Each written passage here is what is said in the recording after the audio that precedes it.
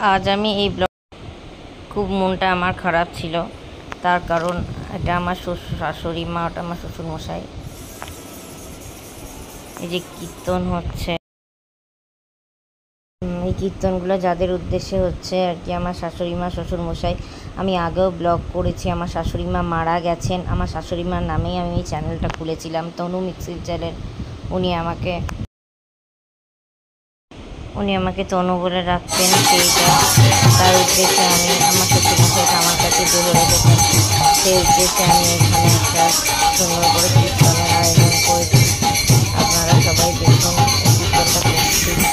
আমার শ্বশুরমশাইকে বা শাশুড়ি মাকে ব্লগে আনার কোনো ইচ্ছেই ছিল না, আমি কিছু ছবি শেয়ার করিনি, কিন্তু এই দুটো কীর্তনটুকু আয়োজন করতে সেটুকু ছবি শেয়ার করলাম।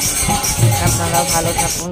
শাশুড়ি মা শ্বশুরমশাই থাকলে তাদেরকে আগলে রাখুন। এখন আমার মা আছে, বাবা আছে, কিন্তু আমার একটা বড় ফাঁকা জায়গা, যে আমার শাশুড়ি মা শ্বশুরমশাই নেই।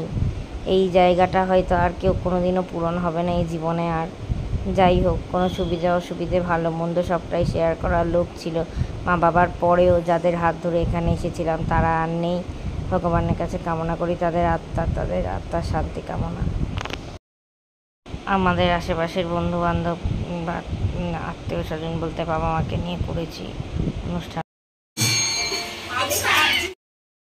ভগবানের কাছে কামনা করি তাদের আত্মার শান্তি কামনা হোক। এবং এটা আমার মা, উনি আর আশেপাশের লোকজনকে একটু খাওয়ার জন্য বলেছিলাম, তারা একটু এসেছিল, একটু খাওয়া দাওয়া করছে। এই যা কীর্তন শেষে একটু সামান্য কিছু খাওয়া দাওয়ার আয়োজন করেছি, ওটা ওর টিচার। আপনারা দেখতে থাকুন, সঙ্গে থাকুন। এই যে আমার মা, সবাই রয়েছে, আমার শ্বশুরি মা, শাশুড়ি মশাই। এই দিনগুলো তো ভোলা যায় না। যাই হোক, আপনারা ভালো থাকবেন।